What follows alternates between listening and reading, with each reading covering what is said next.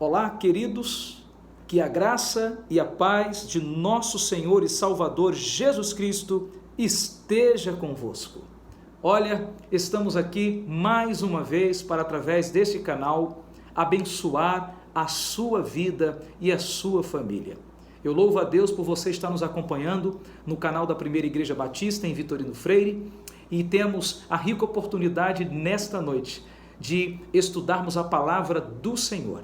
Eu quero convidar você para então abrir a sua Bíblia no Salmo de número 42, verso de número 5 somente. Então, Salmo de número 42, verso de número 5, assim diz a palavra: Por que estás abatida, ó minha alma? E por que te perturbas dentro de mim? Espera em Deus, pois ainda o louvarei. A Ele, meu auxílio e Deus meu. Que Deus, na sua infinita graça e misericórdia, nos edifique nessa noite, em nome de Jesus. Amém. Então, quantas pessoas estão fazendo essa mesma pergunta que o salmista fez a si mesmo? Certamente a sua alma estava abatida. E é claro, nesse nosso mundo interior, muitas das vezes carregamos sentimentos que se abatem, sentimentos que realmente perturbam a nossa alma. E o salmista disse: por que te abates, ó minha alma? De repente você que está me ouvindo está fazendo essa pergunta nesta hora para si mesmo: por que te abates, ó minha alma? Bem, eu quero nesta hora estudar com você o tema identificando sentimentos no nosso mundo interior. Já vimos em nosso estudo anterior os tipos de inimigos que precisam ser vencidos em nossas batalhas interiores, que são eles: as fortalezas, os sofismas, a altivez, que são falados por Paulo na sua segunda carta aos Coríntios, no capítulo 10, versículo 3 a 6, que estudamos no estudo anterior. As fortalezas são áreas, nós vimos que as fortalezas são áreas da vida humana que estão fechadas, são lugares impenetráveis onde a luz do Senhor ainda não chegou para dissipar a escuridão, e as fortalezas são formadas por pecados cometidos por longo tempo. Mas o apóstolo João vai dizer, na sua primeira carta, no capítulo 1, versículo de número 7 e 8, da seguinte forma: se porém andarmos na luz, como Jesus na luz está, mantemos comunhão uns com os outros, e o sangue de Jesus Cristo nos purifica de todo o pecado. E se dissermos que não temos pecado nenhum, a nós mesmos nos enganamos, e a verdade não está em nós. Por sua vez, Salomão, Provérbios de número 28, verso de número 13, vai dizer: o que encobre as suas transgressões jamais prosperará, mas o que a confessa e deixa alcançará misericórdia. E relembrando acerca dos sofismas, os sofismas são argumentos falsos, mentiras com aparência de verdade, que são produzidos pelo pai da mentira, o diabo. O que acerca disso o apóstolo Paulo vai dizer na sua segunda carta aos Coríntios, capítulo número 11, versículo 3: receio que assim como a serpente enganou a Eva com a sua astúcia, assim também sejam corrompida a vossa carne, a vossa mente, e se aparte da simplicidade e pureza que há em Cristo. E talvez a altivez, falada também por Paulo aos Coríntios, ela é a soberba, é o orgulho humano, que se torna uma grande barreira contra a obra que Deus deseja completar em nós. Porque quanto mais alta a estrutura do orgulho, menos conseguiremos enxergar as pessoas e o que Deus deseja fazer nas nossas vidas. Para tanto, O apóstolo Tiago, na sua carta, no capítulo de número 4, versículo 6, vai dizer: Deus resiste aos soberbos, mas dá graça aos humildes. E voltando aqui para o Salmo 42, verso de número 5, que nós acabamos de ler, podemos ver como que a alma do salmista anelava por Deus. Anelava por Deus como a corça busca pelas águas, porque sua alma estava abatida, a alma do salmista estava cansada, e sabe lá por quais situações que ele enfrentava, e isso lhe trouxe preocupação, tanto que o salmista disse: por que te abates, ó minha alma, e por que te perturbas dentro de mim? Espera em Deus.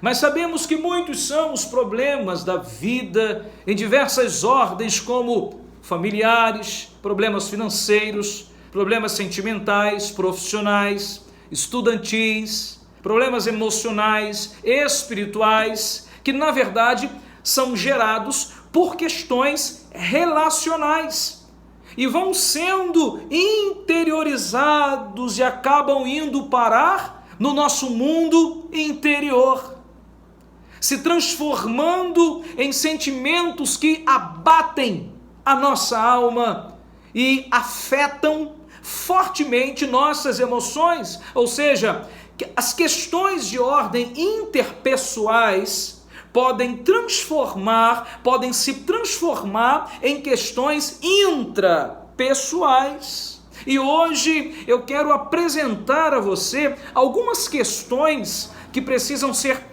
tratadas no mundo interior de muitos de nós. Em primeiro lugar, eu quero falar da amargura. Quando nós olhamos para a carta aos Hebreus, capítulo de número 12, versículo de número 15, encontramos a seguinte expressão: atentando diligentemente porque ninguém seja faltoso, separando-se da graça de Deus, nem haja alguma raiz de amargura que brotando vos perturbe, e por meio dela muitos sejam contaminados. Quando nós olhamos também para a carta do apóstolo Tiago, capítulo de número 3, versículo de número...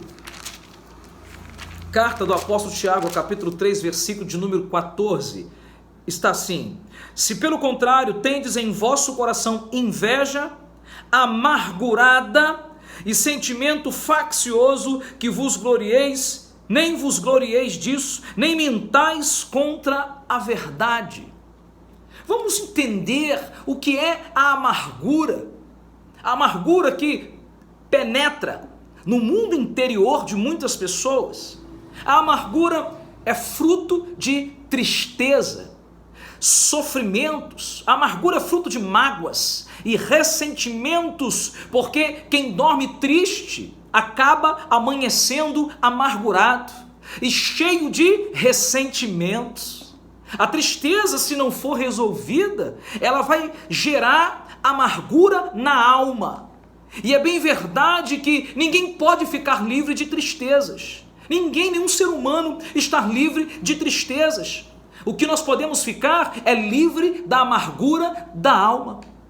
As tristezas ocasionadas pelas diferenças e pelos dissabores precisam ser resolvidas antes que se transformem em amargura na alma, como o apóstolo Paulo mesmo nos aconselha quando escrevera sua carta aos Efésios, capítulo de número 4, versículo 26. Paulo vai dizer assim à igreja de Éfeso: irai-vos e não pequeis, não se ponha o sol sobre a vossa ira. Ou seja, todo e qualquer problema que trouxe tristeza durante o dia precisa ser resolvido antes que o sol vá embora e chegue à noite. Isto quer dizer que tristezas não podem permanecer por muito tempo dentro de nós, para que não se transforme na amargura da alma. Portanto, prefira resolver os seus problemas interpessoais enquanto há tempo, para que ele não se transforme em um problema intrapessoal no seu mundo interior. A amargura é um sentimento solidificado no coração de uma determinada pessoa, causada por situações vividas e não devidamente tratada. Como, por exemplo, olha comigo para Gênesis capítulo de número 26. Eu quero te mostrar alguns exemplos interessantes acerca da amargura. Gênesis capítulo de número 26, versículo 34 e 35, que diz assim: Tendo Esaú 40 anos de idade, tomou por esposa Judite, filha de Beeri, Eteu, e a Benzemate, filha de Elon Eteu. Ambas se tornaram amargura de espírito para Isaque e para Rebeca. Se tornaram amargura de espírito. Que coisa triste! Gênesis capítulo 27, passa a sua folha aí, versículo 46, um outro episódio. Disse Rebeca a Isaque: Aborrecida estou na minha vida por causa das filhas de Et. Se Jacó tomar esposa dentre as filhas de Et, tais como estas, as filhas desta terra, de que me servirá a vida. Disse Rebeca a Isaque: aborrecido estou na minha vida. 1 Samuel, capítulo de número 1. 1 Samuel, capítulo 1, versículo de número 10. Eu quero ver com você mais este exemplo. 1 Samuel, capítulo 1, versículo 10, diz assim: Levantou-se Ana e com amargura de alma, e orou ao Senhor, chorou abundantemente. Isso revela o quê? O estado emocional de Ana.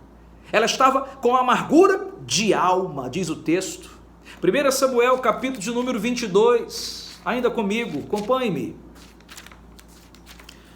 Capítulo 22, versículo 1 e 2, diz assim: Davi retirou-se dali e se refugiou na caverna de Adulão. Quando ouviram isso, seus irmãos e toda a casa de seu pai desceram ali para ter com ele. Ajuntaram-se a ele todos os homens que se achavam em aperto, e todo homem endividado, e todos os amargurados de espírito. E se fez chefe deles, e eram com ele uns 400 homens. Como? Amargurados, homens endividados, homens amargurados de espírito. Outro exemplo, ainda aqui, 1 Samuel, capítulo de número 30, versículo de número 6. 1 Samuel 30, versículo 6, diz assim: Davi muito se angustiou, pois o povo falava de apedrejá-lo, porque todos estavam em amargura.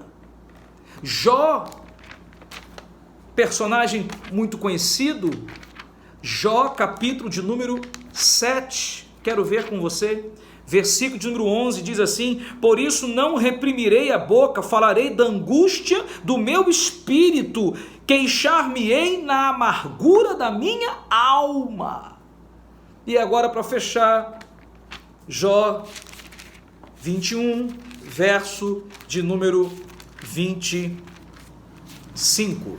Jó capítulo 21, verso 25.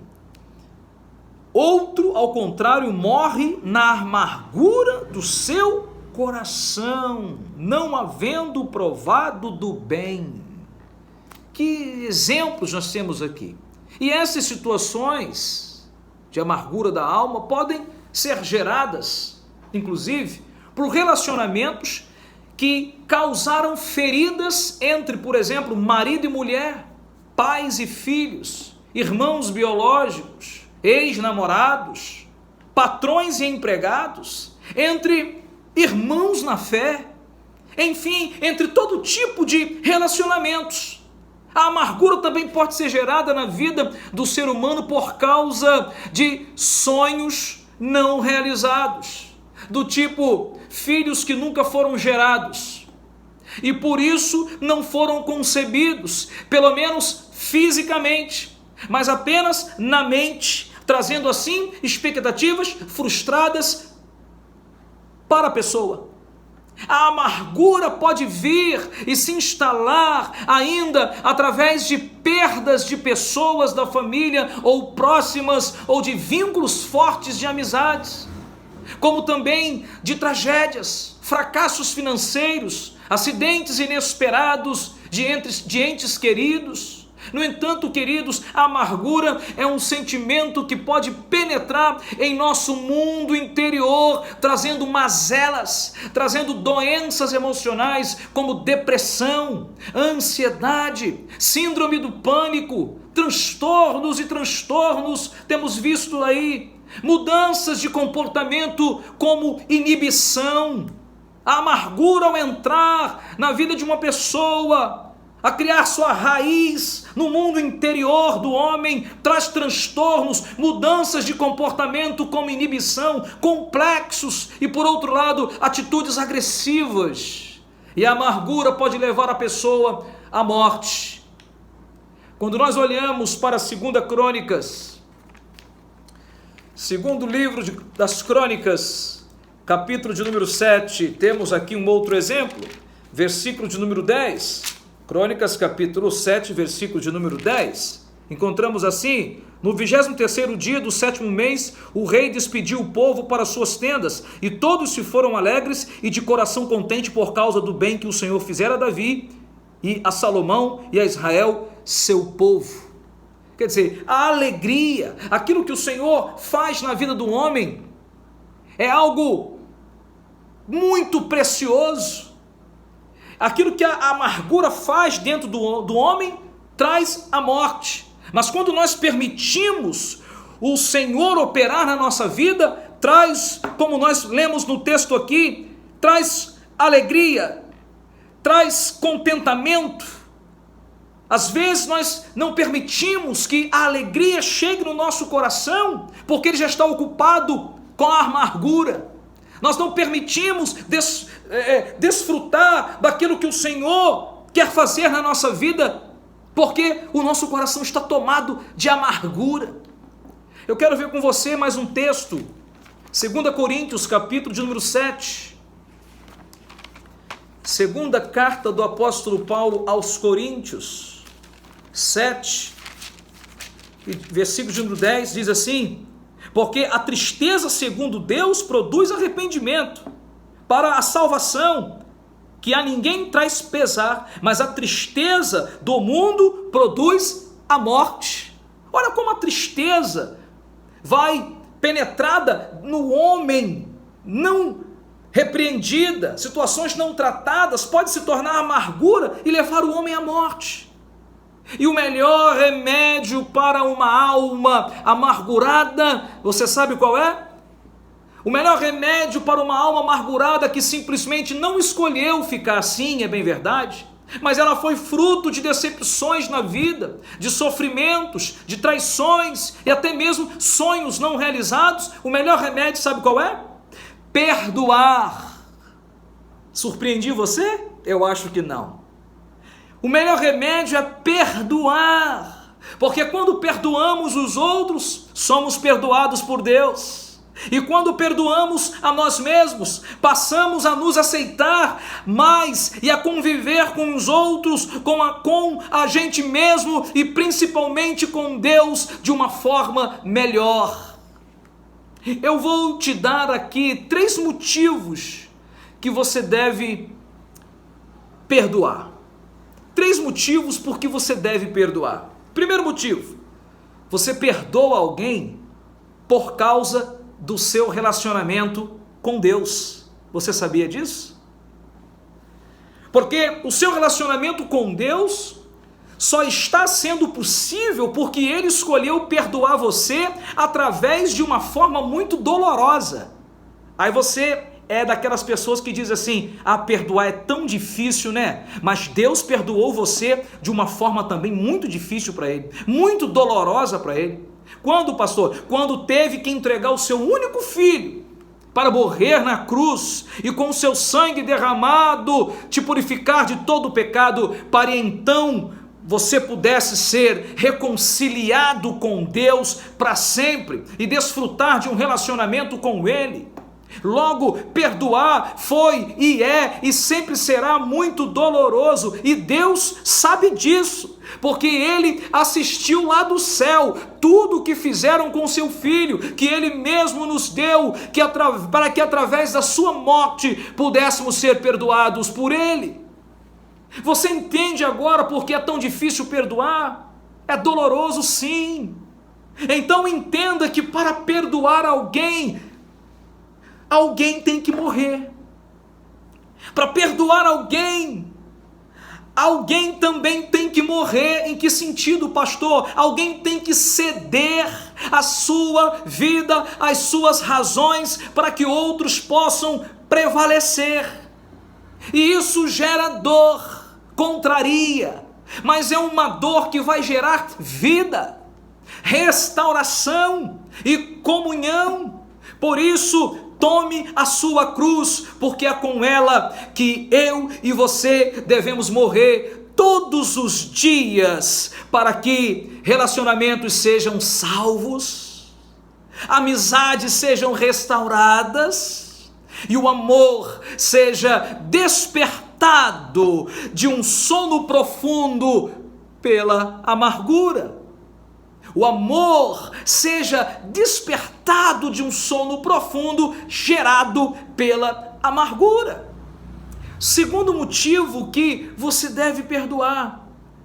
Você perdoa alguém por causa do seu relacionamento com você mesmo. Porque quem escolhe perdoar está fazendo um bem, antes de tudo, para si mesmo. Quem perdoa vive melhor consigo mesmo, porque faz com que seu estado emocional esteja equilibrado e passa a se entender e a se conhecer melhor por meio das experiências pessoais e também por meio de seus desafios em seus relacionamentos interpessoais. Porque passa a ver que todos nós estamos no mesmo barco, todos somos iguais no sentido de ter a mesma natureza caída e pecaminosa, portanto somos todos necessitados de perdão. E então por que negar aquilo que nós mesmos precisamos? Por que vamos negar aquilo que nós mesmos precisamos? Perdoe e viva melhor com você mesmo. Terceiro lugar, já vimos, primeiro motivo, quem perdoa, perdoa para o bem do seu relacionamento com Deus. Quem perdoa, perdoa para o bem do seu relacionamento consigo mesmo. E em terceiro lugar, o terceiro motivo, você perdoa alguém por causa do seu relacionamento com o seu próximo. O salmista, no Salmo de número 133, disse assim: quão bom e quão suave é que os irmãos vivam em união. Salmo 133. Na verdade, nesta vida, precisamos uns dos outros. E Deus sabia disso quando formou a mulher para estar ao lado de Adão. Deus sabia que não podíamos andar só aqui. E o próprio Jesus orou também em João capítulo de número 17, versículo 21, da seguinte forma: Pai, a fim de que todos eles sejam um. Jesus intercedendo pela sua igreja, pelos seus discípulos, ele disse: Pai, a fim de que todos sejam um, como tu, ó Pai, o és em mim e eu em ti, também eles sejam em nós.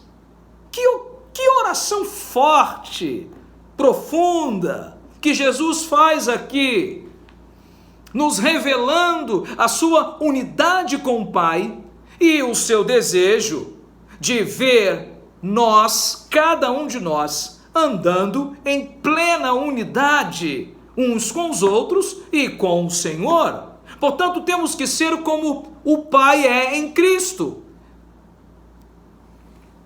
E mesmo que se levante tantas questões para nos separar, devemos olhar para a vitrine de Deus e ver que na vitrine de Deus o perdão e o amor nunca saem de moda. E foi o perdão e o amor que fez com que Deus não desistisse de você, não desistisse de mim. Foi o perdão e o amor que fez com que Deus não desistisse de nós. E então nos reconciliasse com Ele, e é o que eu e você devemos usar para que jamais desistamos de alguém e, por fim, não permitamos que a amargura se aloje em nosso mundo interior. É isso. O segundo sentimento que pode ser identificado no mundo interior das pessoas é a rejeição e seguidamente a revolta. Eu quero ler com você, chamar você para abrir a sua Bíblia, no livro de Isaías, livro do profeta Isaías, capítulo 1, e versículo 2, diz assim: Ouvi, ó céus, e dá ouvidos, ó terra, porque o Senhor é quem fala. Criei filhos e os engrandeci, mas eles estão revoltados contra mim.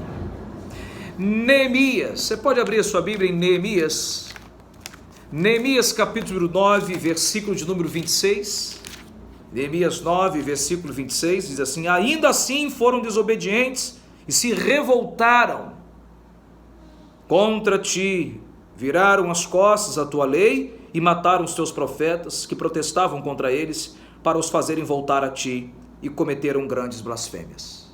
Expressões nós vimos aqui, tanto no livro de Isaías, nesse capítulo 1, quanto no capítulo 9, versículo 26 de Neemias, acerca da revolta, da rejeição e da revolta. Vamos entender isso, esse sentimento que muitas das vezes se aloja no mundo interior das pessoas. Rejeição e revolta. A rejeição e a revolta são sentimentos que normalmente têm sua origem na infância, dentro de casa, no relacionamento com os pais e irmãos, onde a casa e a família, que deveria ser o lugar mais desejado, mais seguro do mundo, acaba passando a ser visto como o último lugar que alguém gostaria de estar. Não sei se você passou por isso ou anda passando, mas continue comigo nesse estudo. A rejeição e a revolta também ela pode ocorrer na vida de uma pessoa no momento do seu nascimento ou durante a sua gestação, a gravidez, por várias razões. Como, por exemplo, a mãe, né, pode ter, por exemplo, ou o pai pode ter medo de não ter recursos financeiros para criar a criança. A mãe pode rejeitar o próprio ato sexual. Olha como o filho pode se sentir rejeitado mesmo na sua vida intrauterina, hein? Assim, a mãe, quando rejeita o próprio ato sexual, ela abre brechas para que o inimigo atue, fazendo a criança sentir-se rejeitada, desde o ventre da mãe. Ou os pais não queriam mais ter filhos. Isso é comum da gente muitas das vezes até ouvir, né? Pais que não queriam ter mais filhos e não admitiam ter mais um, sob o argumento que vai atrapalhar os planos do casal naquele momento. Ou ainda pelo fato do bebê no ventre ser fruto de um incesto, relacionamento entre parentes. Então a criança é indesejada, a criança é rejeitada. Ou também muitas crianças acabam sendo rejeitadas mesmo na sua vida intrauterina, quando sua mãe passa a sofrer um abuso sexual. Ou seja, aquela criança sendo gerada como fruto de um estupro. A rejeição e a revolta podem ser também oriundas de várias tentativas ou tentativas dos pais em abortar a criança, como também de palavras negativas lançadas sobre a criança e de atitudes de abandono e descaso dos pais. E uma pessoa com esses sentimentos tem uma grande probabilidade de ter problemas com as autoridades que encontram pela frente, sejam elas quais forem. A rejeição tem sido uma das áreas de ataque mais intenso de Satanás, porque ele sabe que se nos sentirmos, que se um ser humano se sentir rejeitado pelas pessoas, especialmente pelos seus pais, ele passa a ter dificuldades em conhecer Deus, e ele realmente terá dificuldades de aceitar a paternidade de Deus. Uma pessoa rejeitada, ela terá dificuldades, eu estou falando aqui de maneira generalizada, ela pode ter dificuldades em conhecer Deus como Ele realmente é e de aceitar a sua paternidade. E infelizmente existem muitas pessoas que acabam se sentindo rejeitadas pelo próprio Pai Celeste, mesmo que isso não seja possível de acontecer, não é? Porque lá em Isaías capítulo de número 49, uma expressão linda acerca do amor e do cuidado de Deus para conosco, Isaías capítulo 49, versículo 14 a 16, diz assim, escute aí: mas Sião diz, o Senhor me desamparou, o Senhor se esqueceu de mim. Acaso pode uma mãe, uma mulher, esquecer-se do filho que ainda mama, de sorte que não se compadeça do filho do seu ventre, mas ainda que esta viesse a se esquecer dele, eu, todavia, não me esquecerei de ti. Eis que nas palmas das minhas mãos te gravei, os teus muros estão continuamente perante mim.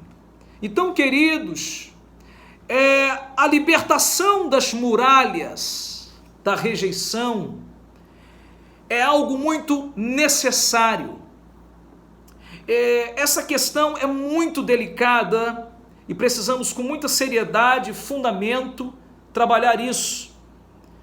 Nós falamos aqui que existem muitas pessoas que acabam se sentindo rejeitadas pelo próprio Pai Celeste, pelo próprio Deus, mesmo que isso não seja possível. Acabamos de ler o texto aqui, Deus, ele, ainda que uma mãe, que é algo muito difícil de acontecer, mas temos visto por aí mães abandonando seus próprios filhos, ainda que você seja abandonado por alguém, ainda que você tenha sido deixado pela sua mãe, esquecido pela sua família, tem uma coisa, Deus não te esquece. E essa libertação dessas muralhas criadas no nosso mundo interior, e uma delas é a rejeição, é algo que quando acontece na vida de um homem, quando acontece essa libertação, é algo revigorante, por ser um dos ataques mais danosos ocasionado por Satanás na vida do homem. E por isso precisamos usar essas armas que o Senhor colocou à nossa disposição, porque a estratégia do inimigo com a rejeição é danificar nossa identidade por meios de atos, palavras, vergonhas, bullying, humilhações, pecados, ou seja, tudo que provoca traumas é o que o inimigo quer fazer. E você pode me perguntar, pastor, e quais são os sinais de rejeição na vida de uma pessoa? Por exemplo, quando ela começa a ter determinados comportamentos do tipo, dizer a frase, eu não ligo para isso, isso é um sinal de rejeição. Quando há retraimento, timidez, rebeldia, quando a pessoa é uma pessoa diferenciada das demais por guardar ressentimentos, quando tem pensamentos ou discursos de autocomiseração, sentimento de insegurança, quando tem quadro de depressão somatizados com esses outros que eu estou aqui listando para você, quando sempre faz análise crítica das coisas, somado com a resistência, somado com episódios de teimosia, manipulação, autodepreciação, complexo de inferioridade, apatia, desânimo, senso de inaptidão, sabe? Quando carrega sentimento de culpa e vive em agonia, vive em desespero. E a revolta, por sua vez, é acompanhada por sentimentos de agressividade, presunção, complexo de superioridade, espírito competitivo, posição de domínio e inflexibilidade, espírito controlador, teimosia, resistência ao aprendizado, amargura, ressentimento, espírito de crítica e personalidade possessiva. E tudo isso acaba fazendo parte do mundo interior das pessoas e fazendo-as viver diferentemente da vida que Jesus veio trazer para elas. Existem 4 tipos de situações que revelam muralha de rejeição. Eu quero ver com você pelo menos 2 hoje. Por exemplo, desejo de rejeição. Esse desejo de rejeição são insinuações dos maus momentos da vida que tendem a chamar a atenção para nós mesmos, e muitas pessoas se aproveitam disso para atrair a atenção das pessoas que não prestam atenção nelas. Então a pessoa acaba tendo a necessidade de se colocar como vítima. Existem pessoas que pensam que pelo fato de falar de suas rejeições a outras pessoas e contar acerca dos seus problemas, isso vai fazer com que as pessoas sintam pena delas. E isso chama-se autocomiseração, ou seja, é quando alguém sente pena de si mesmo e passa a usar todas as suas rejeições para fazer com que outros lhe deem atenção e a ame, porque tem essa necessidade dentro de si. Olha como é que as coisas vão se desencadeando. Essa pessoa que tem essa necessidade que vos falei, foi fruto de uma rejeição, e para então atrair a atenção das pessoas, ela vive na realidade manifestando desejo de atrair a atenção das pessoas, e na realidade o que acaba acontecendo é que essa pessoa que manifesta esse desejo de rejeição acaba recebendo piedade e não amor. E Satanás, ele que é um aproveitador das circunstâncias, muitas das vezes naturais da vida, ele se aproveita disso tudo e acaba atacando as pessoas que vivem presas nessas desesperanças, nessa baixa autoestima, na depressão, muitas das vezes, na ansiedade, porque ele é um aproveitador das nossas fraquezas humanas e muitas das vezes até clínicas patológicas. E geralmente, você sabe o que acontece com quem está perto de pessoas que têm essa necessidade de divulgar a sua rejeição, de contar dos seus problemas de maneira desequilibrada? As pessoas acabam evitando-as, porque não falam de outra coisa a não ser dos seus problemas. Porque na verdade acham que falando dos problemas serão mais amadas e terão mais atenção das pessoas. Mas é aí que mora o perigo. O que acontece é o contrário. Porque essas pessoas que acabam falando dos seus problemas de maneira desequilibrada, para atrair a atenção das pessoas, passam a ser rejeitadas. Aí gera a rejeição por outros. Então a pessoa que foi rejeitada passa a ter dificuldade de confiar nos outros, porque pessoas lhe causaram feridas profundas, pelo fato de terem a deixado de lado um dia, no momento em que mais precisava de ajuda, e agora terá medo, receio, rejeição e revolta para uma nova amizade. Vão se fechar, vão se bloquear. Mas é preciso entender que a fé, ela age por amor. O amor faz a fé se mover, se movimentar. E quando as pessoas se movem sem amor, então elas não conseguem confiar em outras pessoas mais. Entretanto, quanto mais amor existir, maior será a fé. E a fé é tudo o que precisamos para nos mover para um novo relacionamento com o nosso irmão, com o nosso próximo. Olha, o que o apóstolo João disse em sua primeira carta, no capítulo 4, versículo 18, no amor não existe medo, antes o perfeito amor lança fora todo medo. Eu agora quero te encorajar a fazer uma lista de todas as pessoas que magoaram você no passado. Você está em condições de fazer isso? Então, depois você vai ler, ou pelo menos eu vou citar para você aqui, o que Paulo escreveu à igreja dos Efésios, dos crentes da igreja de Éfeso. Efésios capítulo 4, versículo 31, 32, diz assim: longe de vós toda amargura e cólera e ira e gritaria e blasfêmias e bem assim toda malícia. Antes sede uns para com os outros benignos, compassivos, perdoando-vos uns aos outros, como também Deus em Cristo vos perdoou. Então, faça a sua lista. Agora, de repente, você não deu tempo, é claro, de você fazer a sua lista. Mas o que você vai dizer depois das verdades que acabamos de ler aqui? Eu exijo justiça? Isso que você vai agora dizer? Não, absolutamente não. Você vai dizer: eu perdoo a cada um que me feriu no passado. Eu declaro que sou uma pessoa perdoadora. É isso que você vai dizer, porque agora eu estou perdoando. E olha, não se espante com o que eu vou dizer, porque certamente seu nome também deve ter entrado na lista de algumas pessoas. E essas pessoas talvez entraram na sua lista e vice-versa. Não se espante com isso.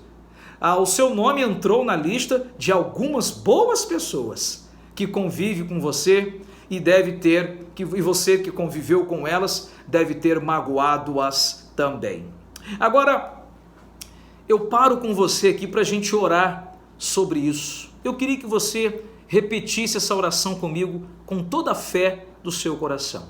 Diga comigo: Senhor, faça com que venha à minha mente agora aqueles que ainda preciso perdoar, pois eu não quero conviver carregando comigo ressentimentos e não quero rejeitar ninguém no meu coração, mas eu quero experimentar a liberdade, perdoando a todos que um dia me rejeitaram, assim como eu sou perdoado por ti, em nome de Jesus. Amém.